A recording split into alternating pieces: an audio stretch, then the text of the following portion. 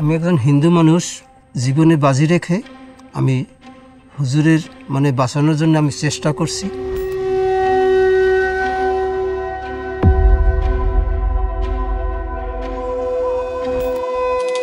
আমাকে উনি 10 minute 15 minute এরকম আমাকে কারেন্ট শট দিত, আর সামনে টাকা দিত, কালে টাকাগুলো নে শুধু হুজুরের নাম বলি। আমি না, আমার পক্ষে বলা সম্ভব না। প্রকাশ্য দিবালোকে সকাল 10টার সময় ট্রাইব্যুনালের গেট থেকে লয়ারের গাড়ি থেকে সাক্ষীকে নিয়ে বেমালুম অস্বীকার করা হবে। তবু হেরা বলতেছে হিন্দি ভাষা, আর আমি বলি বাংলা। কেউ কথা কেউ বুঝি না। আমি ক্ষুদিরামের মতন আমি মরে যাবো, আমি মিথ্যা কথা আমি বলতে পারবো না।